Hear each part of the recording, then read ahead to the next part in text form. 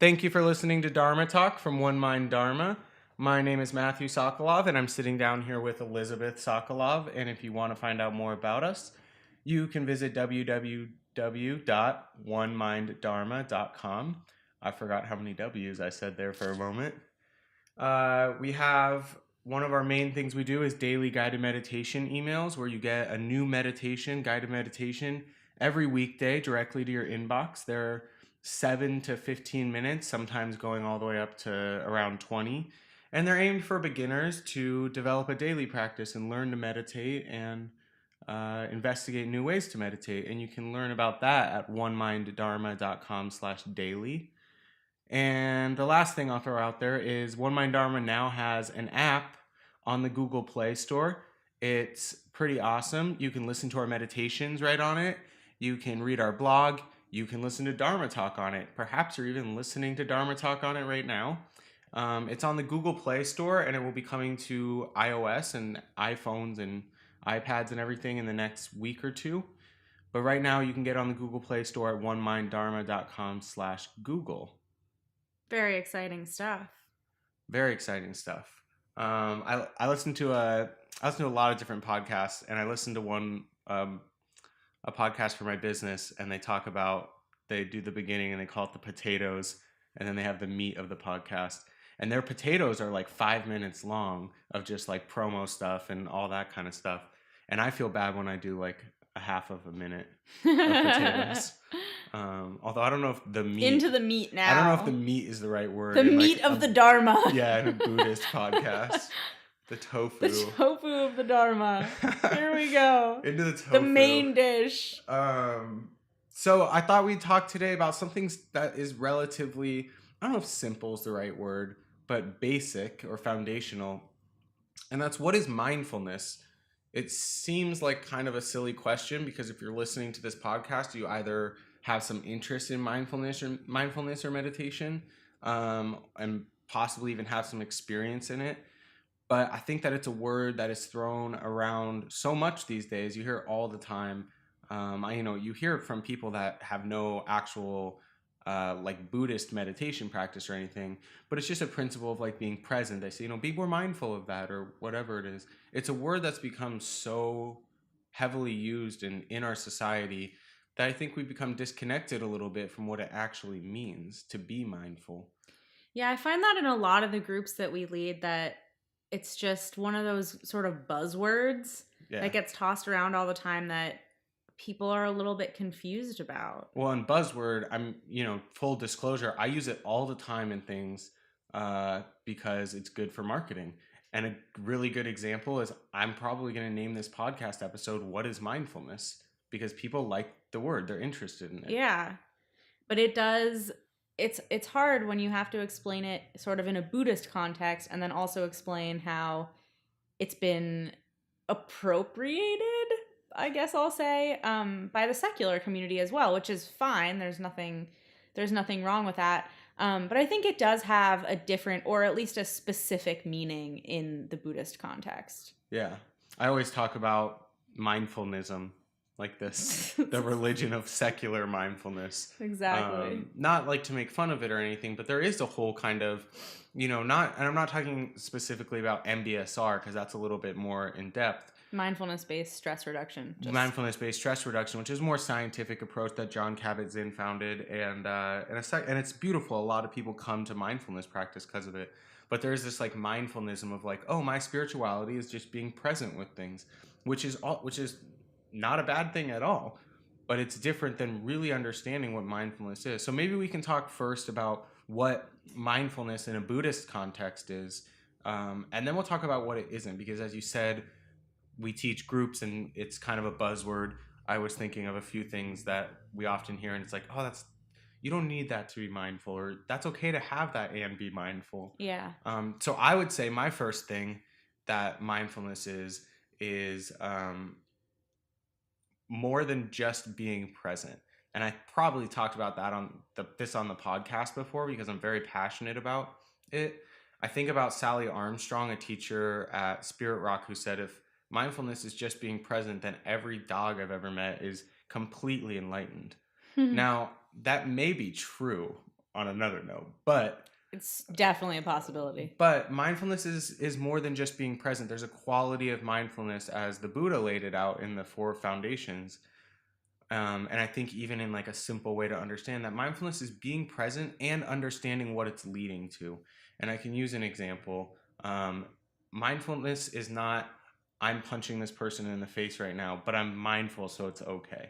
Mindfulness is recognizing you have an urge to punch that person in the face and recognizing the consequences of those thoughts or letting it turn into a behavior. In the same way, mindfulness isn't just like, oh, I'm with my wife and I'm very happy right now. Mindfulness is, I'm with my wife right now and I'm caring for her and this is really wholesome. So there is a piece of mindfulness that's actually not in the present moment. There's a piece that's recognizing kind of from the past what's useful and where things lead to, and there's a little bit of a future piece.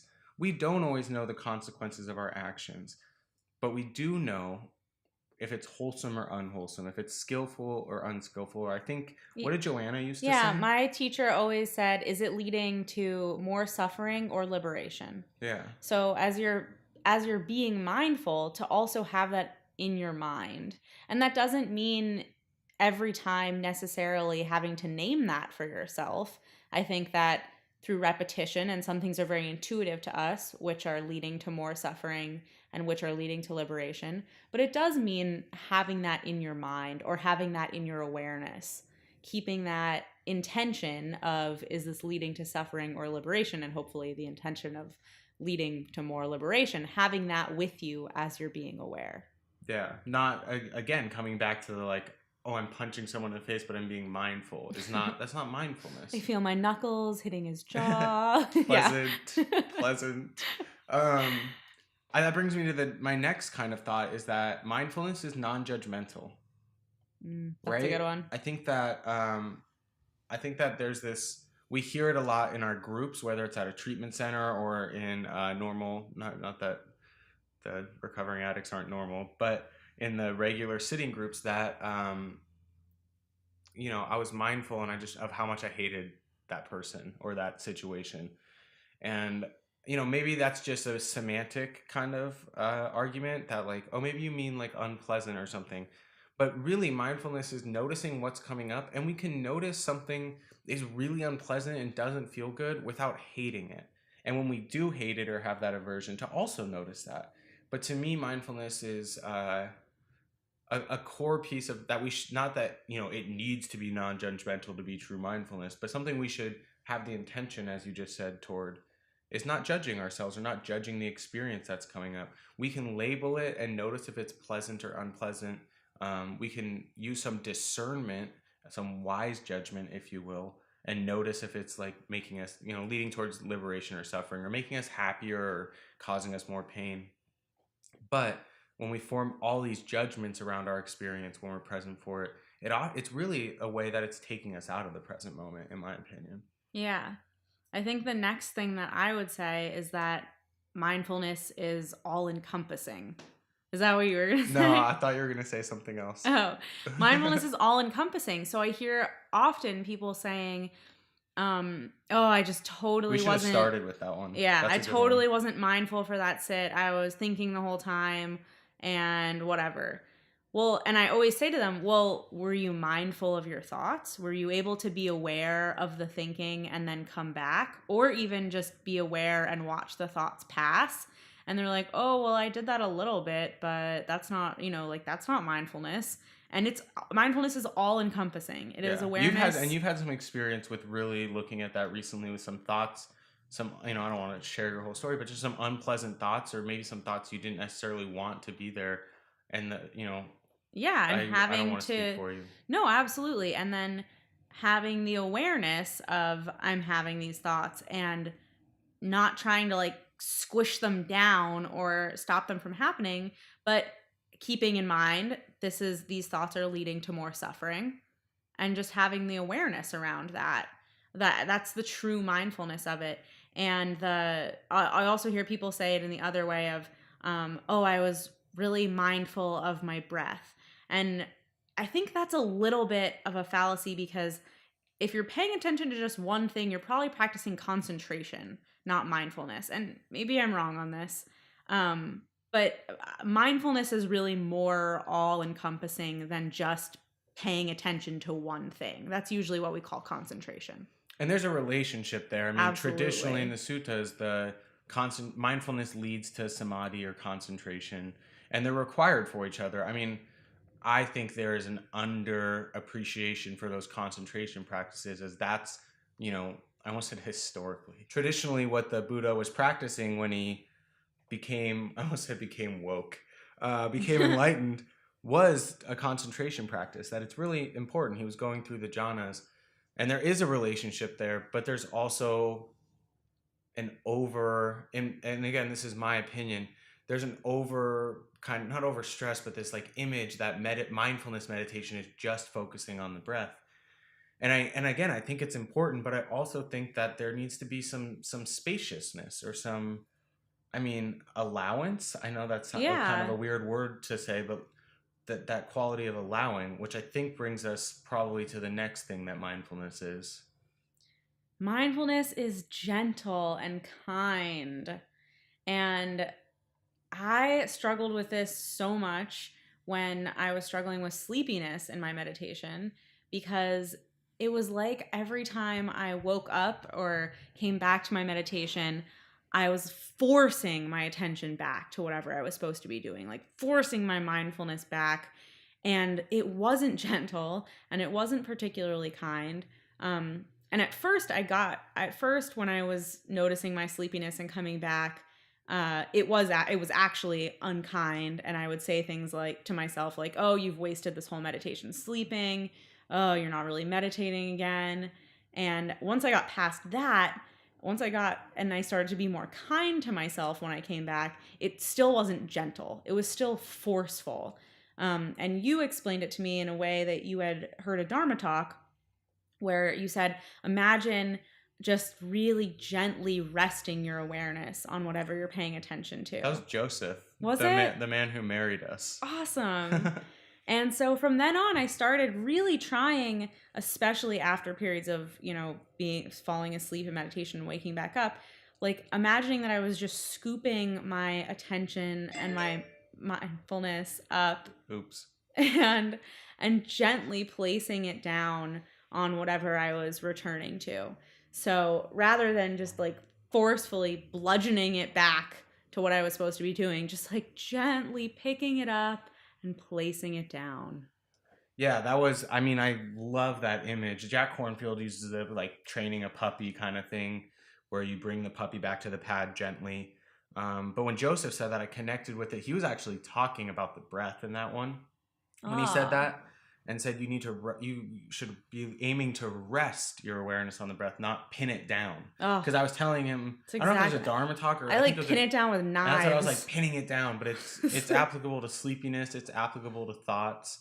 And we hear that all the time of like, oh, I just couldn't meditate today. And I get that feeling, because when someone expresses that, even though the language I may not entirely agree with, I get that feeling. I've had sits where I'm like, that was something. I don't know, it wasn't meditation, but it was something. Where it's like combative. But that, it really does need to have some level of gentleness. And I think that's kind of the last thing I really want to offer of what mindfulness is. It's a practice. George Haas, when we sat a retreat with him a couple years ago, and I remember him saying, you can't judge your entire practice based on one sit. And especially on retreat where you're sitting 8 hours a day or whatever it is, that you can't judge your entire mindfulness or quality of awareness based on one sit or 1 week sit. That it's a practice. It takes time. It goes up and down. I mean, yeah. On that note, it's also not, it's a practice. It's not something that you have or don't have. I hear this all the time. Oh, I'm a really mindful person. Oh, I'm just not a mindful person. Those are both falsehoods. You're either practicing mindfulness, and maybe you're more practiced, or you're practicing it more often, but you're not just a mindful person or an unmindful person. It's a practice. It's something that you're actively doing. Yeah, I remember James Barris said to me once, I was expressing some frustration over how not mindful I was being on meditating. And he said, if you could meditate and have like perfect mindfulness and concentration, would you? And I was like, yeah, like that's the goal, right? And he said, well, then don't blame yourself. You're trying, you're maybe trying too hard and striving, but that mindfulness isn't this quality that's just a matter of wanting to or not. Yeah. It's not like, I'm a person with my left hand in the air and I can just easily raise my left hand, assuming that someone's able to do that. Or I'm not. It's not something we can just pick up or drop down or set down always. Yeah. And sometimes we can really pick it up. I think we've talked about that before, those kind of awareness triggers where we can really take something and use it as a trigger. It'd be like, oh, I need to be mindful. The phone ringing, brushing your teeth, washing the dishes. But yeah, it's not something, there's a fixed view and a fixed sense of identity that comes with that. And it's bullshit. And pardon my language. Darn, I try really hard not to swear. I think that on one of the podcast stores, we used to be like E for everyone, and now we're teen or something. We are? Because someone must have caught on to my swearing. Oh man. I know, it's bad. I apologize. But anyways, I do think that there's a piece of like a fixed identity that comes with that. And when you tell yourself over and over again that you're not a mindful person, you're going to believe it. And when you tell yourself over and over again that you are a mindful person, you're not going to practice it. Yeah. Because you think that you just have it. And that's a fixed view in its own way too, and a hindrance in its own way, because it's robbing you of the sort of growth mindset of this is something that I can practice and get better at and cultivate. Well, and we've had people in our groups, multiple people, not just one person, say things like, oh, I never have unpleasant experiences in meditation. It's always all good. That's a whole nother podcast. And that's a whole nother podcast. And, I remember asking my teacher at the time, what do I do with that when someone says that? And they said, maybe they do have all pleasant experiences and you don't know. I said, okay, that's fair. My personal opinion on it is that there's always unpleasantness present. It's the nature of experience that, I didn't say this to the student, but you're probably just not aware in this moment of the unpleasantness that's arising, or you're averting from it by, that spiritual bypass of just looking at what's pleasant.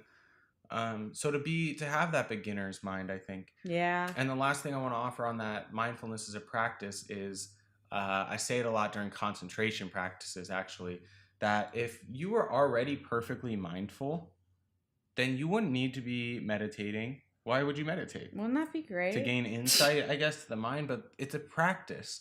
That the whole point of the practice is to cultivate mindfulness. Yeah. And then just a couple things on what mindfulness is not.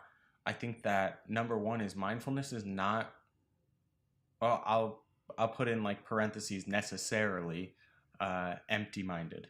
Yeah. And you kind of already touched on that I was thinking when you were talking, which is bad, probably, but I was thinking when you were talking earlier that I remember sitting, I might have told this story before, something about it, that I was sitting on retreat at Spirit Rock during, like right now, kind of February, a couple of years ago, and there's frogs.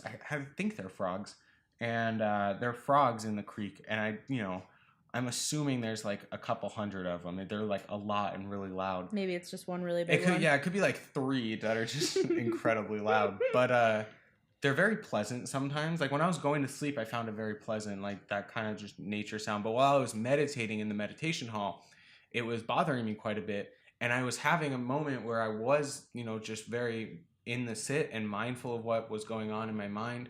And I noticed the sound of the frogs start. It was like the sit right after dinner and they were just starting.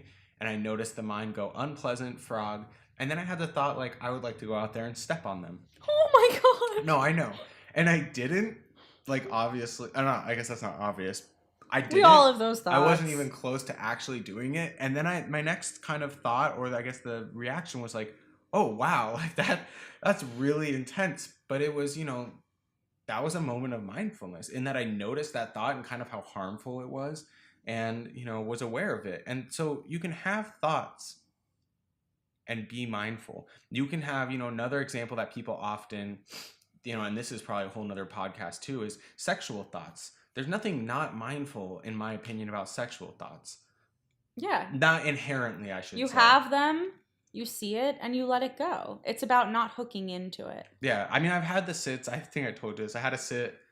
You and I had never spent this long away from each other the entire time we had been together. I was on a 30-day meditation retreat. And I remember them ringing the bell to start. I had some like sexual thoughts, and then the bell rang like 45 minutes later. And I was like, whoa, totally lost. But at the same time, there's a way to be like aware of those thoughts as they arise. So whatever thoughts they are, I mean, it's not just, violent thoughts or sexual thoughts, but there's certain things like that we think like, oh, that's not mindfulness. We can't, that's not only not mindfulness, but it's like exclusive. It's mutually exclusive with mindfulness. And it's not true. I really don't buy into that. I was gonna say mindfulness is not concentration, but you already got that pretty Boom, good. did it for you. Anything else that mindfulness is not? I don't think so. We touched on a few good ones in the beginning. Yeah. And you can always email us and ask us, is this mindfulness? Is this not mindfulness? Yeah. We're happy to answer. Yeah. To the best of our ability. And I think that really when we look at mindfulness, it's just about, I have a book. I really hope that Jeff's not listening, that I haven't read yet, that a friend of mine wrote and he sent me, and it's called Awareness Mode. And I actually have this sticker on my computer because I love it so much. But mode is an acronym, and it's my own direct experience. Yeah. And I love that. I stuck the sticker on my laptop just to remind me to, to trust in that and rest in that. And to me, that's what mindfulness is just resting in your own direct experience. What I'm mindful of may be different than what you're mindful of in any given moment. And we've had that where it would have to be. Where I say, oh man, that's so unpleasant. And you say, oh, I love that. And it's, it's neither one is more or less mindful. It's just different experiences. Yeah. So to just tune into whatever's going on in your direct experience. I just wrote that post and did that meditation. It's at onemindharma.com/body. And it's a body scan, like an intro body scan where there's a guided meditation, some instructions, and a script if you want to like print it out or get a PDF and read it to a friend or a group or anything. But one of the kind of questions I often hear about body scans is like, what do I do when I notice something is like tense or something? And there, of course, you can like relax it or something, but just tune into it. Like it's not just look at your experience, whatever your experience is. You don't need to fix anything in mindfulness practice. Yeah. Awesome. Well, thank you for listening. You can visit us again at onemindharma.com or email us at elizabeth@onemindharma.com or matthew@onemindharma.com. Or if you can't remember that, it's info@onemindharma.com. It's our general email. Remember to visit onemindharma.com/daily or for our meditations, and onemindharma.com/Google if you have an Android device and want to check out our app. Did I miss anything? I think you got it. Awesome. Well, thank you all. Oh, I got one more thing. I'm sorry. We're putting these on YouTube now because that's a medium that we don't often use. We would love and appreciate your support. You can visit onemindharma.com/YouTube. We have a playlist for Dharma Talk. If you want to click subscribe or like or comment, it would be a great way to support us. We would super appreciate it. And okay, that was a lot of potatoes at the end. We made like a potato tofu sandwich. We did, yeah. Yummy. Potato, tofu, potato. You're welcome for that. Well, thank you all. We look forward to hearing from you, and we'll talk to you next week. Thanks.